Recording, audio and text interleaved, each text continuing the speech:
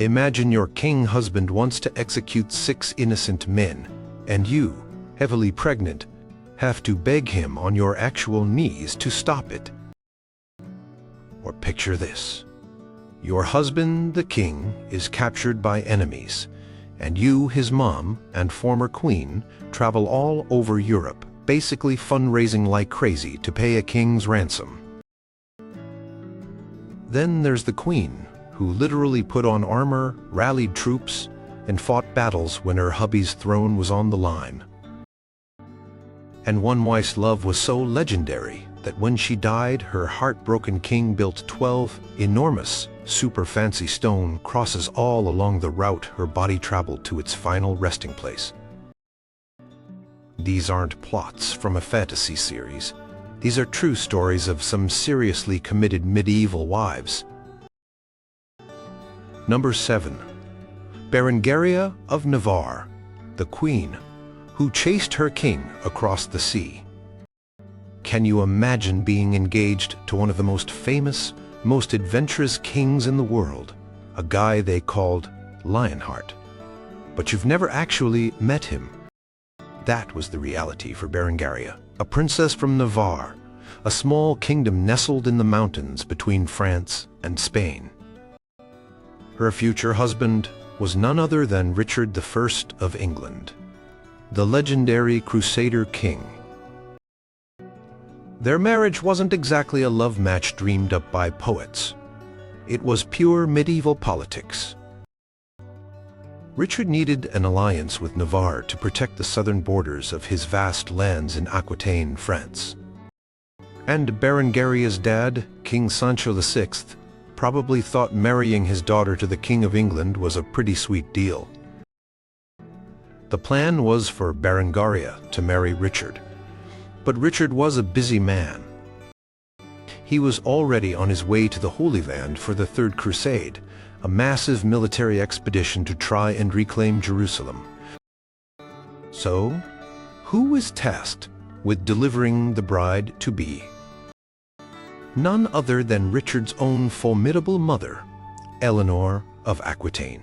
Eleanor, a seasoned traveler and political powerhouse in her late 60s, journeyed all the way to Navarre, picked up Berengaria, and then began the incredibly long and dangerous trek to meet Richard.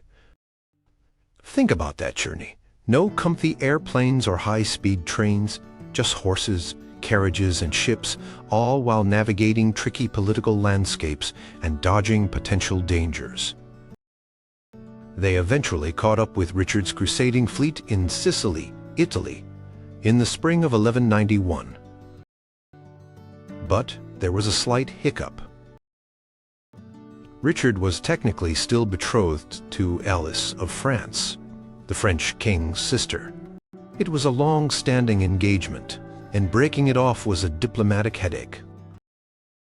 Plus, it was Lent, a religious period when weddings weren't usually celebrated. So Berengaria and Eleanor couldn't sail on Richard's own ship. Instead, Berengaria, along with Richard's sister Joan, who was the widowed queen of Sicily, set sail on a separate vessel. Then, disaster struck.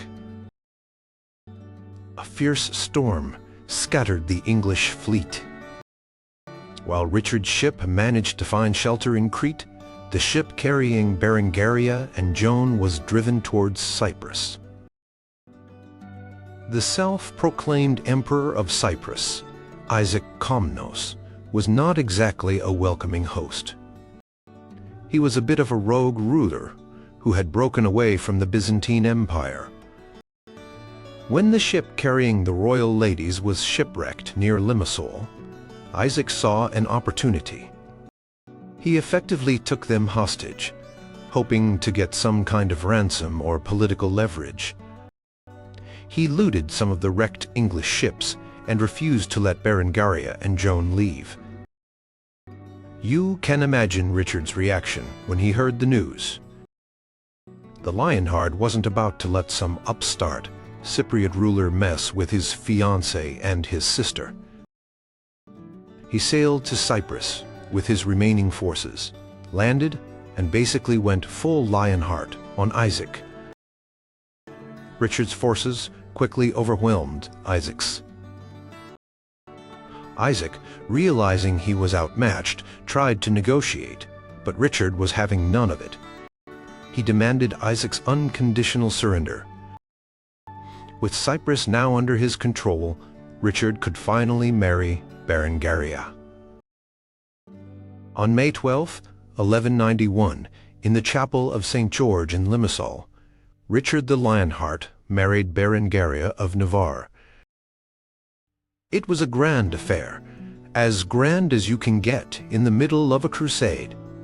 And to top it off, Berengaria was crowned Queen of England right then and there by the Bishop of Évora.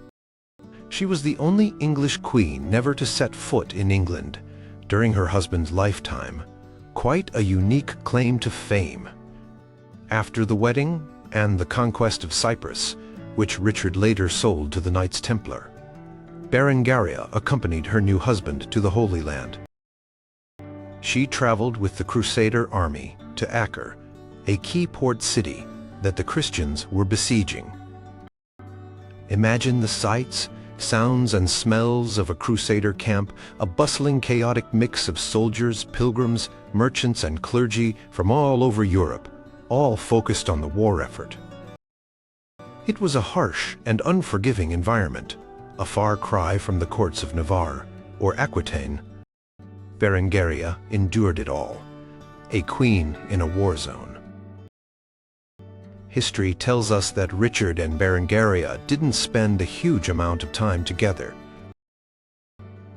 Richard was a warrior king consumed by the crusade and later by defending his territories in France.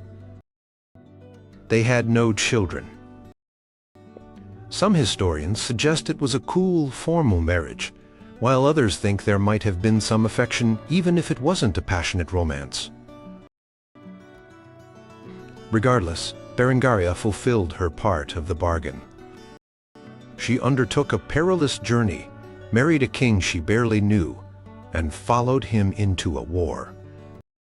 When Richard was eventually captured on his way back from the crusade and held for ransom in Germany, Berengaria was in Poitou, France. She, along with Eleanor of Aquitaine, worked to raise the enormous sum needed for his release. After Richard's death, in 1199, from a crossbow wound, Berengaria's life took another turn. She initially struggled to receive the pension she was due as Queen Dowager from Richard's brother, King John, and later from his son Henry III. She eventually settled in Le Mans, in Maine, France, founded an abbey, and lived a pious life until her death around 1230. While she never walked on English soil as queen consort, her journey to marry Richard, her coronation in a conquered land, and her presence on crusade make her a truly remarkable figure of medieval devotion to her marital and royal duty. Number 6. Blanche of Castile, the mom regent, who was a total boss for her son and her husband's legacy. Blanche of Castile was like the medieval equivalent of a supermom CEO, except her company was the entire Kingdom of France, and her main job was making sure her young son didn't get overthrown by a bunch of power-hungry nobles. Talk about pressure. Blanche was born a Spanish princess, granddaughter of the famous Eleanor of Aquitaine, yes, her again, and King Henry II of England. This meant she had serious royal blood and a formidable grandmother as a role model. In 1200, when she was just 12 years old, she was married to Prince Louis of France, who would later become King Louis VIII. It was, as most royal marriages were, a political alliance, designed to bring peace between France and England. Blanche and Louis seem to have had a genuinely good relationship. They had a large family, with 12 or 13 children, though many died young, which was sadly common back then. Their most famous son was Louis IX, who would later become Saint Louis, one of France's most revered kings.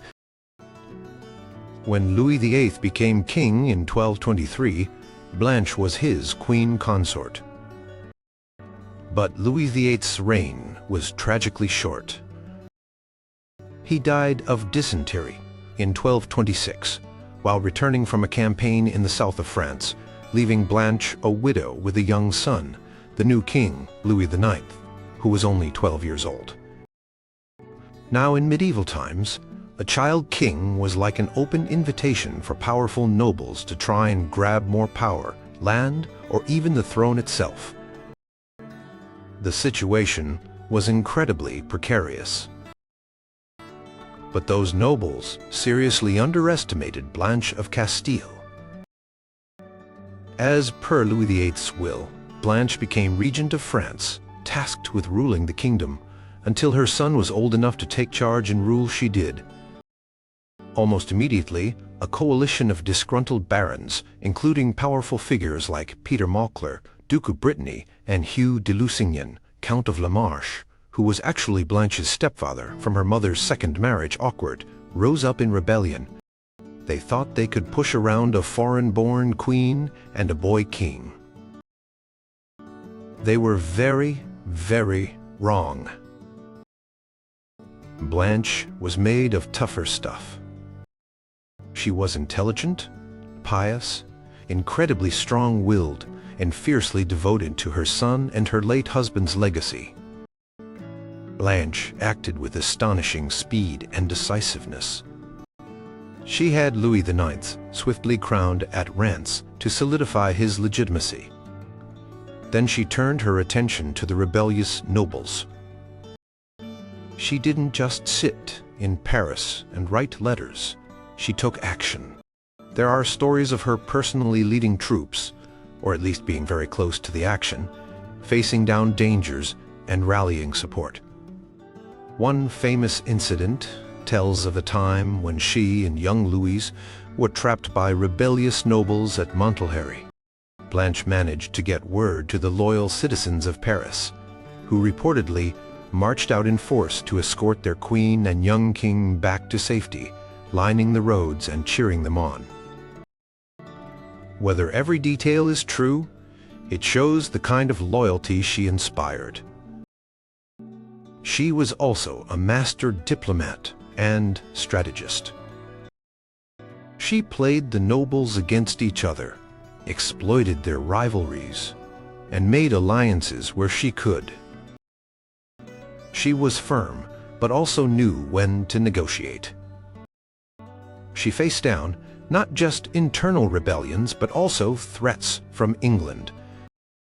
King Henry III of England, her cousin, tried to take advantage of the situation to reclaim lost Plantagenet lands in France. Blanche successfully repelled his efforts. Blanche's regency wasn't just about military victories and crushing rebellions, though she did plenty of that. She was also deeply concerned with justice and good governance, principles she instilled in her son Louis IX. She ensured the royal administration continued to function effectively.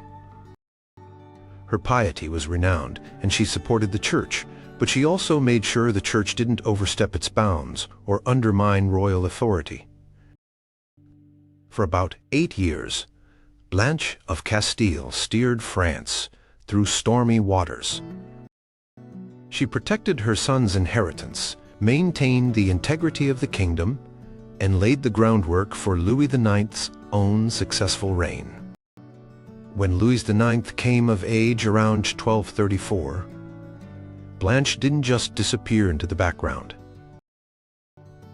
She remained his closest advisor, a trusted confidant whose wisdom he valued immensely. In fact, when Louis IX went on his first crusade in 1248, who did he leave in charge as regent once again? His incredible mother, Blanche. She was in her 60s by then, but she governed France ably for another 4 years, until her death in 1252. Her devotion was multifaceted: devotion to her husband's memory by preserving his kingdom, absolute devotion to her son's well-being and his rights as king, and a profound devotion to France itself. Chroniclers of the time, even those who were sometimes critical, acknowledged her incredible strength, intelligence, and political skill. Blanche of Castile wasn't just a queen, she was a ruler, a defender, and the rock that ensured the French monarchy not only survived, but thrived during a very vulnerable period. She showed everyone that a queen driven by love for her family and her adopted country could be just as powerful and effective as any king. Number 5. Eleanor of Aquitaine, from crusading queen to royal fundraiser extraordinaire. Eleanor of Aquitaine was a medieval superstar, plain and simple. Imagine being so influential that you were queen of 2 different major kingdoms, France and then England, and mother to 2 English kings. Her life spanned an incredible 80+ years, which was ancient for the 12th century, and every single decade was packed with drama, power, and adventure. When we talk about devoted medieval wives, Eleanor's story is complex, but her actions at key moments show incredible commitment, especially when it came to her family and her royal duties. Let's first rewind to her younger years. Eleanor inherited the vast and wealthy Duchy of Aquitaine in southwestern France when she was just a teenager.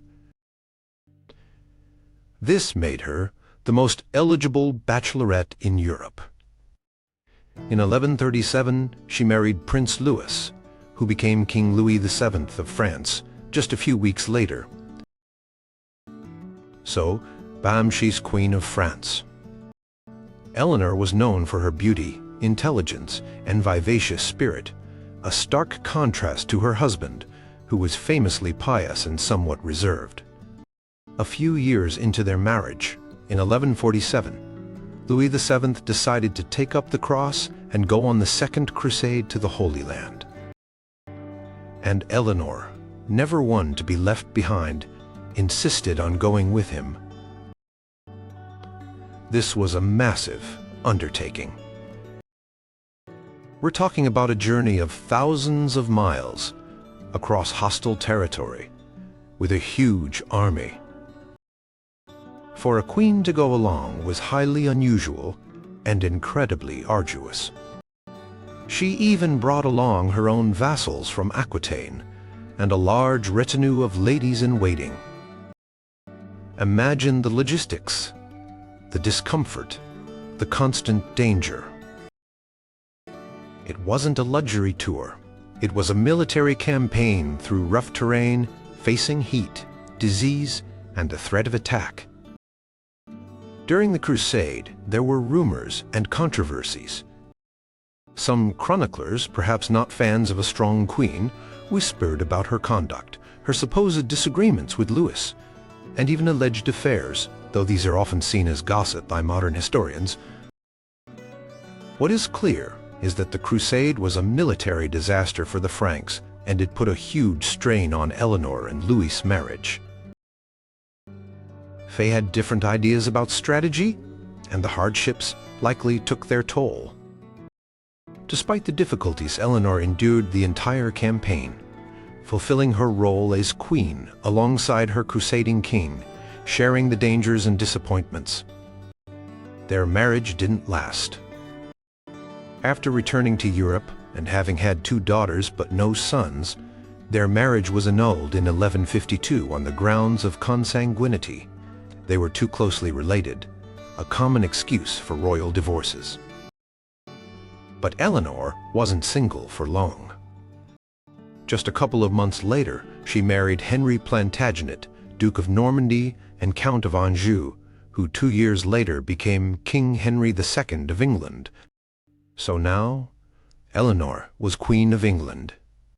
Her relationship with Henry II was a roller coaster, passionate and politically dynamic at first, producing many children, including future kings Richard the Lionheart and John.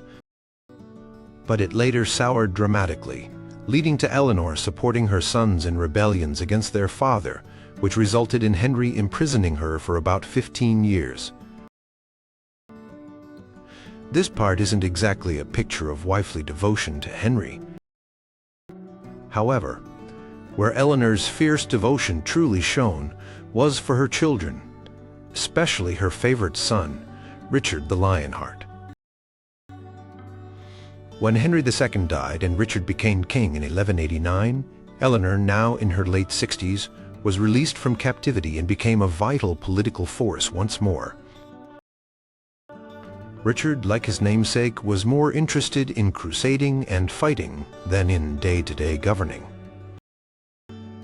He set off on the Third Crusade, the same one Berengaria of Navarre was involved in, leaving his mother with significant authority in England. Then came the crisis.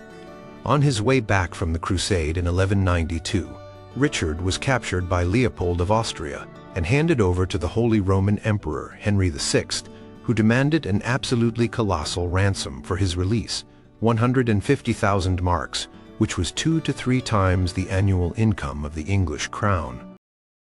It was a king's ransom in every sense of the word. This is where Eleanor, now nearly 70 years old, stepped up like the queen she was. The task of raising this astronomical sum fell largely on her shoulders. England was already heavily taxed for Richard's crusade. Her other son, John, was actively plotting to take the throne for himself, sometimes in collusion with King Philip II of France, who wanted Richard out of the way. It was a political minefield. But Eleanor was relentless. She crisscrossed England, organizing the collection of taxes, demanding feudal aids, confiscating treasures from churches, with promises to repay, of course, and appealing to the loyalty of the English barons. She wrote urgent letters, negotiated, and cajoled. It was an incredible feat of administration, diplomacy, and sheer willpower. She faced opposition, grumbling, and outright treason from John's faction, but she persevered. After 2 long years of tireless effort, a significant portion of the ransom was gathered. And then, Eleanor, despite her advanced age and the dangers of winter travel, personally escorted the treasure across Europe to Germany to secure her son's release in 1194. Can you imagine the relief and triumph when she finally saw Richard freed? She then brought him back to England, effectively securing his throne once more. Her actions weren't just about maternal love. They were about preserving the Plantagenet dynasty, the legacy that began with her marriage to Henry II, and ensuring the stability of the kingdom. It was devotion on an epic scale, not perhaps to a husband in this instance, but to her son the king, and to the crown she had worn and helped to shape. Eleanor of Aquitaine remained a powerful influence until her death in 1204, a true legend of the medieval age. Number 4. Margaret of Anjou, the she-wolf, who fought tooth and nail for her king. If you're looking for a medieval queen who was an absolute force of nature, who faced down enemies, led armies, and never ever gave up, then look no further than Margaret of Anjou.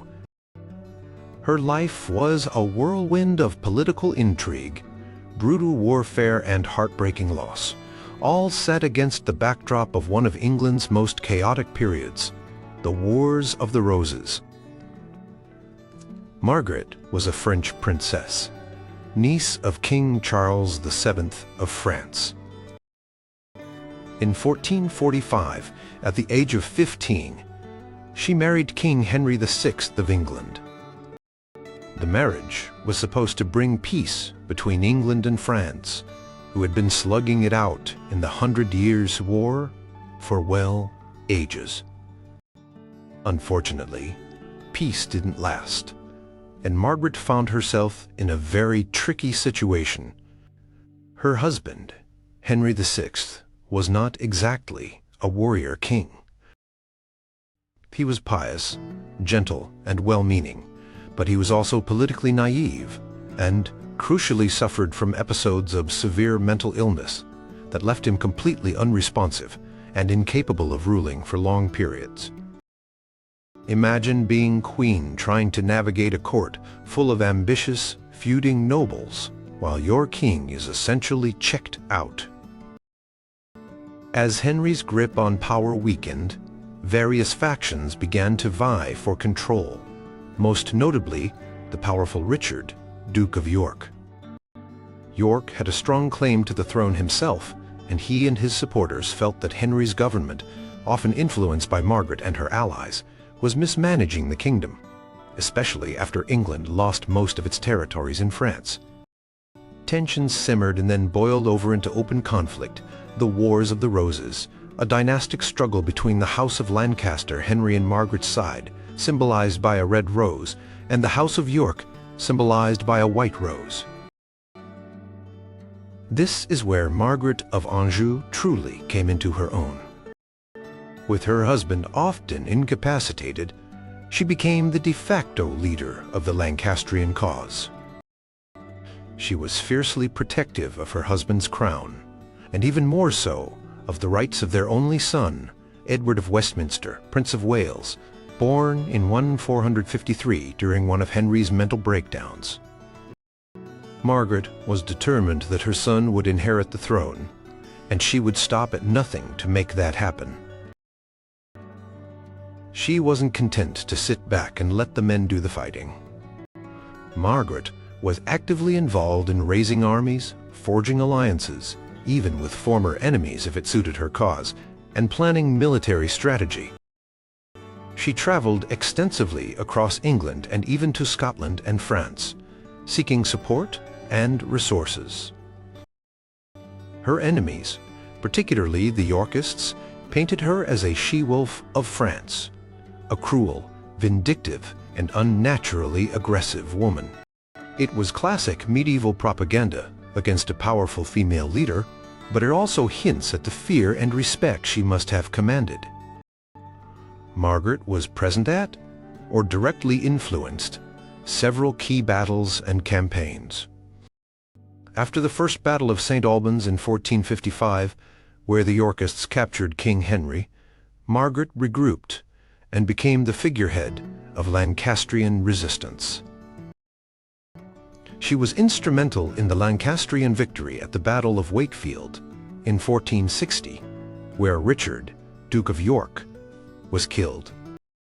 His head, along with those of other Yorkist leaders, was reputedly displayed on the gates of York, supposedly crowned with a paper crown by Margaret's orders, a brutal act in a brutal war, though the extent of her direct involvement in this specific detail is debated by historians. She then led her army south towards London, winning another victory at the Second Battle of St. Albans in 1461, where she managed to free her husband, King Henry. For a moment, it looked like the Lancastrians might regain control. However, she hesitated to enter London, and this gave Richard of York's son, Edward, Earl of March, later Edward IV, time to gather his forces. Edward IV crushed the Lancastrian army at the devastating Battle of Towton in 1461, a battle fought in a snowstorm and one of the bloodiest ever fought on English soil. After Towton, Henry VI was deposed, and Edward IV was crowned king. But Margaret didn't give up. She and her son Edward escaped to Scotland, and then to France, where she spent years in exile, tirelessly trying to gather support for another invasion. She was a queen without a kingdom, a mother fighting for her son's birthright. She even made an unlikely and uncomfortable alliance with her former enemy, Richard Neville, Earl of Warwick, known as the Kingmaker, who had fallen out with Edward IV. In 1470, this alliance managed to briefly restore Henry VI to the throne. But the triumph was short-lived. Edward IV returned from his own exile in 1471, defeated and killed Warwick at the Battle of Barnet. Margaret and her son Edward landed in England on the very same day as Barnet, only to face Edward IV's forces at the Battle of Tewkesbury a few weeks later. Tewkesbury was a disaster for the Lancastrians. Margaret's forces were routed, and her beloved son, Prince Edward, was killed either in the battle or shortly afterwards. This was the ultimate blow. Her reason for fighting, her son's claim, was gone.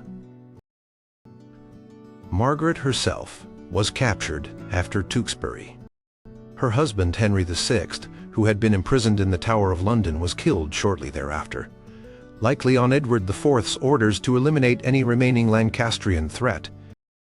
Margaret remained a prisoner in England for several years until she was ransomed by her cousin, King Louis XI of France, in 1475. She returned to France a broken woman, having lost her son, her husband, her crown, and her cause. She lived out the rest of her days in relative poverty and obscurity, dying in Anjou in 1482. Margaret of Anjou's story is a tragic one, but it's also a testament to her incredible resilience, determination, and unwavering devotion to her husband's crown and her son's inheritance. In an age when queens were often expected to be demure and subservient, she was a warrior, a politician, and a leader who shaped the course of English history. Number 3. Matilda of Bologna, the warrior queen who saved her husband's crown. Long before Margaret of Anjou was fighting for her family's throne, another queen in England proved that a wife could be her husband's most valuable general. Her name was Matilda of Boulogne, and she was married to Stephen of Blois, who became King Stephen of England in 1135. Their reign, however, was anything but peaceful. It was a period known as the Anarchy, a fancy name for a brutal and chaotic civil war that tore England apart for nearly 2 decades. Here's the setup. King Henry I of England, son of William the Conqueror, had died without illegitimate male heir. His only surviving legitimate child was a daughter, Empress Matilda.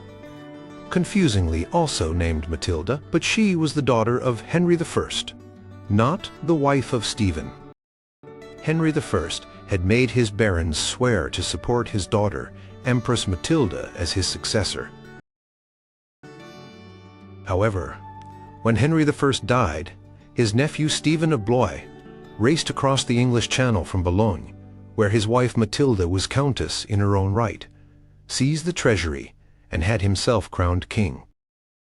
Many English barons, perhaps uneasy about being ruled by a woman, Empress Matilda, supported him. But Empress Matilda wasn't about to let Stephen just take her inheritance. She had powerful allies, including her half-brother Robert, Earl of Gloucester. And so began the anarchy. It was a messy, drawn-out conflict with shifting allegiances, sieges, and widespread devastation across the country. King Stephen was a brave warrior, but he wasn't always the most astute politician or military strategist.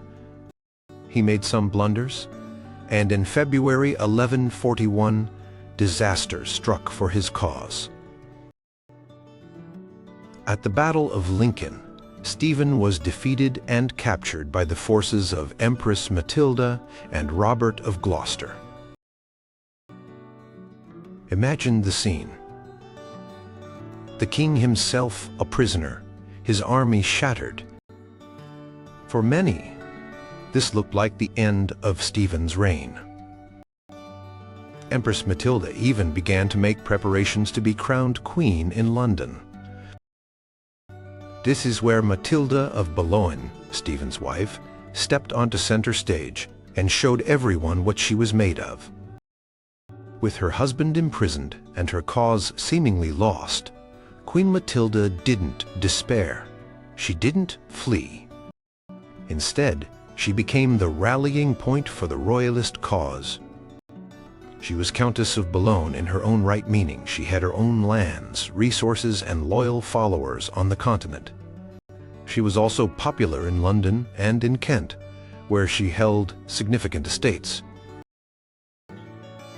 Queen Matilda immediately went to work. She gathered Stephen's remaining supporters, raised fresh troops, including mercenaries hired with her own wealth from Bologna, and began to organize a counterattack. She showed incredible courage and leadership. She wasn't just directing things from a safe distance. She was actively involved in the campaign. She liaised with loyal barons, issued commands, and worked to keep morale high among Stephen's demoralized followers.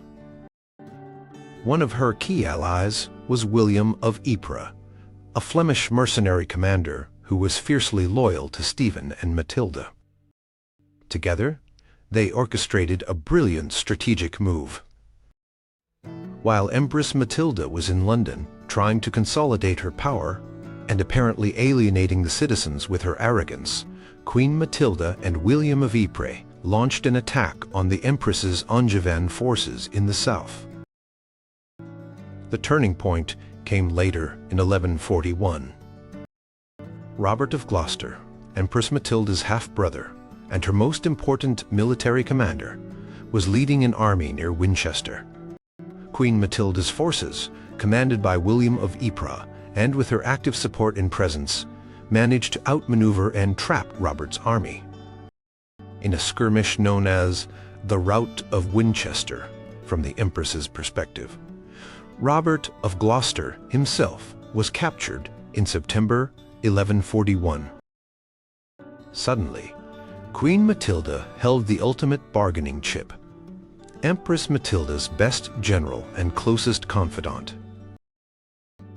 Now, the tables were turned. Empress Matilda had King Stephen, but Queen Matilda had Robert of Gloucester. A prisoner exchange was inevitable. After some negotiation, it was agreed King Stephen would be released in exchange for Robert of Gloucester. In November 1141, Stephen was freed and restored to his throne, all thanks to the unwavering efforts and strategic brilliance of his wife. Queen Matilda's actions in 1141 were absolutely decisive. Without her leadership, courage, and resourcefulness, Stephen would likely have remained a prisoner, and Empress Matilda would have secured the English throne. She didn't just rally troops. She inspired loyalty and demonstrated real military and political acumen. Chroniclers of the time acknowledged her crucial role. She continued to be a steadfast supporter of her husband throughout the ongoing conflict. She was also known for her piety and her charitable works, founding several religious houses. She and Stephen had a close relationship, and he clearly relied on her counsel and her strength. Sadly, Queen Matilda did not live to see the end of the anarchy. She died of a fever in 1152 at Hedingham Castle in Essex, and was buried at Faversham Abbey, which she and Stephen had founded. Her death was a huge blow to Stephen, both personally and politically. He lost his most loyal supporter and wisest advisor. Although the anarchy eventually ended with a treaty that recognized Empress Matilda's son, Henry Plantagenet, the future Henry II, as Stephen's heir, Matilda of Bologna's legacy is secure. She was a queen who, when her husband's cause seemed utterly lost, stepped up, took command, and snatched victory from the jaws of defeat. She proved that a medieval queen could be a warrior in her own right, driven by devotion to her husband and her family's claim to the crown. Number 2. Philippa of Hainault, the queen whose big heart changed a king's mind. Imagine a scene. A powerful king, victorious after a long and grueling siege, is about to execute 6 prominent citizens of the conquered town as a lesson to others. His mind is made up. Then his heavily pregnant queen arrives, falls to her knees before him, and with tears in her eyes, begs him to show mercy. It sounds like something out of a chivalric romance, but it's a true story. And the queen, at its heart, was Philippa of Hainault, wife of King Edward III of England. Philippa was from Hainault, a county in the Low Countries, modern-day Belgium and Netherlands. Her marriage to Edward III in 1328 was, like most royal marriages, a political alliance. Edward needed allies on the continent for his wars against France, the beginning of the 100 Years' War, and Hainault was strategically located. But, by all accounts, their marriage turned into one of genuine affection and partnership. Philippa was known for her kindness, her gentle nature, and her popularity with the English people. She was a devoted wife and mother, bearing Edward 12 children, including famous figures like Edward the Black Prince and John of Gaunt. The famous incident that cemented Philippa's reputation for compassion took place in 1347 during the Siege of Calais. Calais was a vital French port, and Edward III had besieged it for nearly a year. It was a brutal siege, and the townspeople suffered terribly from starvation. Finally, with no hope of relief, Calais surrendered. Edward III was furious. The siege had been long, costly, and frustrating. He felt the stubborn resistance of Calais deserved punishment. According to the chronicler Jean Froissart, who, it should be noted, was in Philippa's service later and admired her greatly, so he might have embellished some details for dramatic effect, but the core story is widely accepted. Edward initially declared that he would put the entire population to the sword. His advisors managed to talk him down from that, but he still demanded a harsh example. He decreed that 6 of the leading citizens or burghers of Calais must come out to him bareheaded, barefoot, with ropes around their necks, and carrying the keys to the town and castle. These 6 men were to be executed. It was a terrifying prospect for the people of Calais, who would volunteer for certain death. Froissart tells a moving story of how Eustache de Saint-Pierre, one of the wealthiest burghers, stepped forward first, followed by 5 others. They presented themselves to King Edward as he had demanded, ready to sacrifice their lives to save their fellow citizens. Edward, still enraged, ordered their execution. His knights and nobles pleaded for mercy, but the king was adamant. This is when Queen Philippa entered the scene. She had recently joined Edward at the siege camp, and she was heavily pregnant at the time, with a daughter who sadly would die in infancy. When she heard of the king's decision and saw the despair of the burghers and the distress of Edward's own men, she could not remain silent. Froissart paints a vivid picture.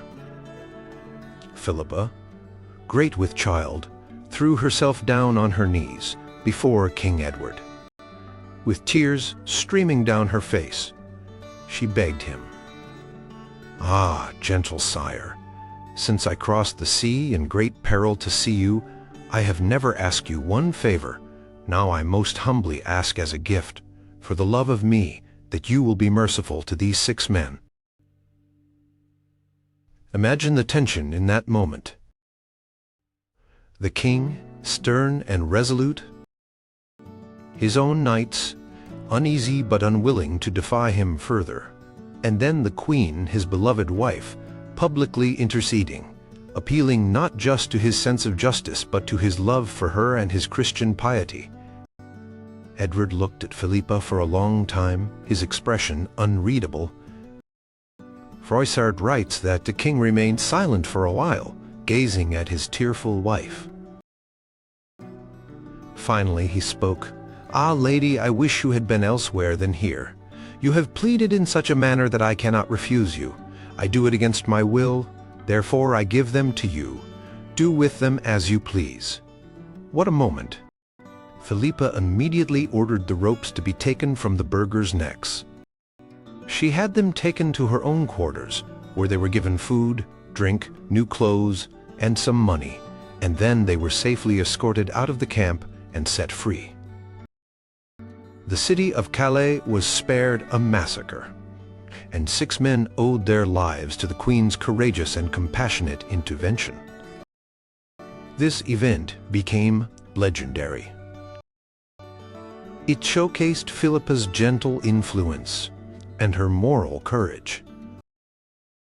It also perhaps showed Edward III's willingness to listen to his wife, even in matters of war and state. The story of the burghers of Calais became a powerful symbol of mercy and the ideal of queenship. Rodin's famous sculpture, The Burghers of Calais, immortalizes the bravery of these men, but Philippa's role is an essential part of their salvation. Philippa was more than just a kind heart, though. She was a capable regent when Edward was away on campaign, managing affairs of state. She was a patron of learning and trade, encouraging, for example, Flemish weavers to settle in England, which boosted the English wool industry. She was respected and loved throughout her life. When Philippa died in 1369, likely from dropsy, Edward III was said to be heartbroken.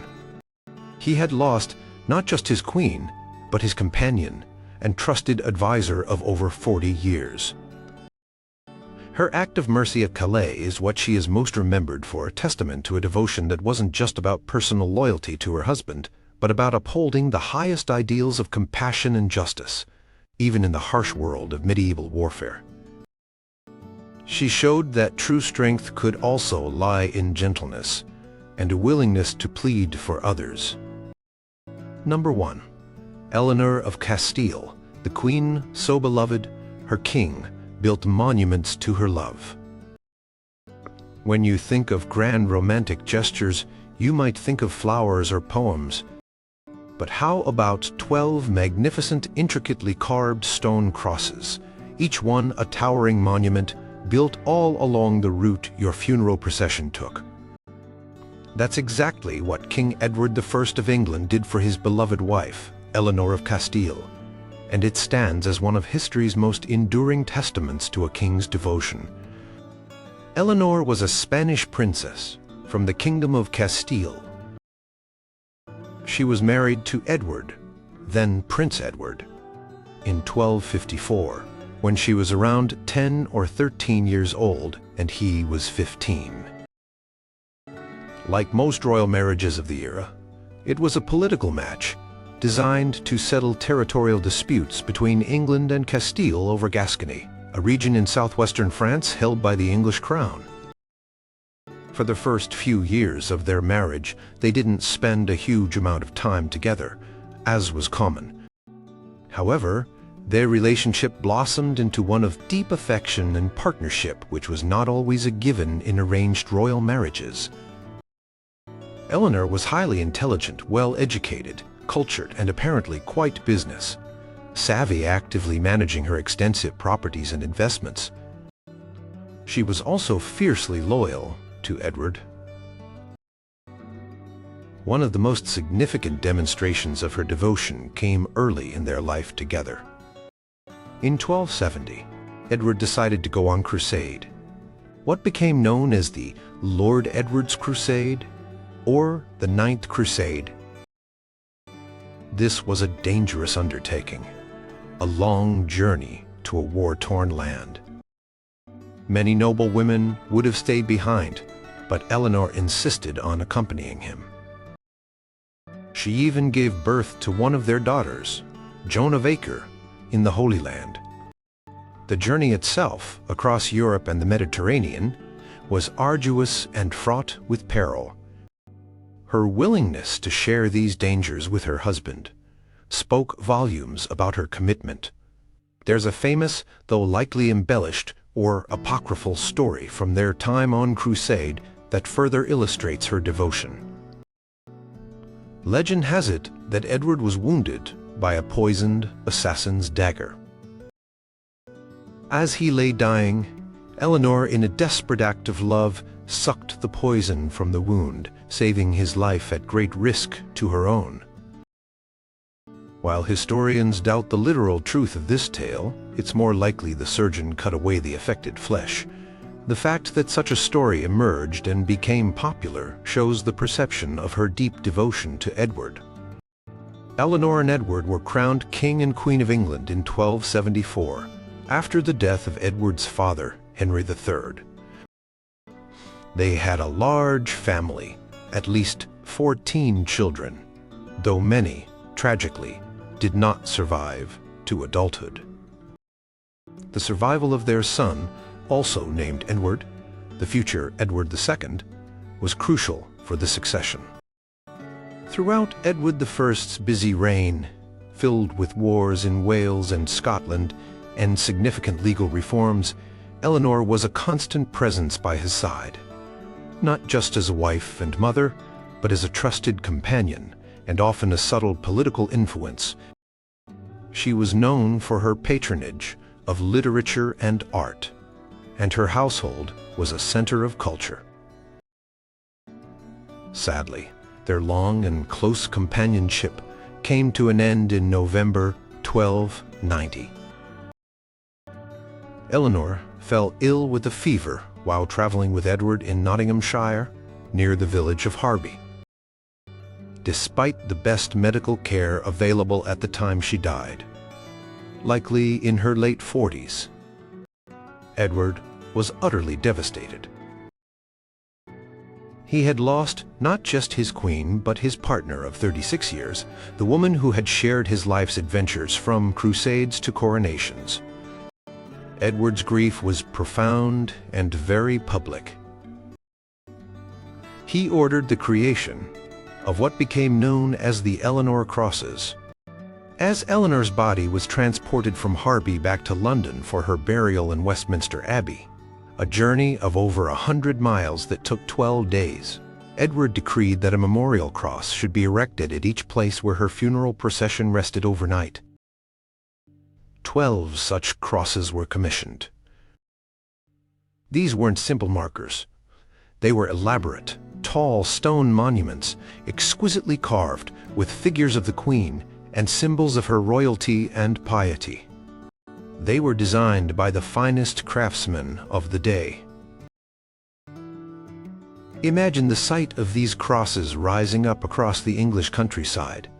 At Lincoln, Grantham, Stamford, Geddington, Northampton, Stony, Stratford, Woburn, Dunstable, St. Albans, Waltham, Westcheap in London, and finally Charing, now Charing Cross in London. Each one was a public declaration of the King's love and sorrow, a permanent reminder of his lost queen. It was an unprecedented act of royal mourning and a stunning tribute.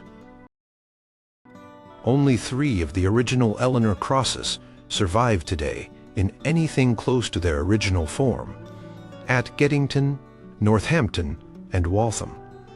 But even these give us a sense of their grandeur. They were symbols not just of grief, but of a deep and enduring bond. Edward I was known as a formidable warrior and a stern ruler, Longshanks and the Hammer of the Scots, but his reaction to Eleanor's death revealed a softer, deeply human side. He never remarried for love. His second marriage, years later, was purely for dynastic reasons. Eleanor of Castile's story is remarkable not for dramatic battlefield interventions or fiery political leadership, but for the quiet, steadfast devotion she showed her husband throughout their lives together, and the extraordinary love and grief she inspired in him upon her death. The Eleanor crosses remain a unique and poignant legacy, a king's tribute to a beloved wife, ensuring that her memory and their bond would be etched into the landscape and the history of England forever.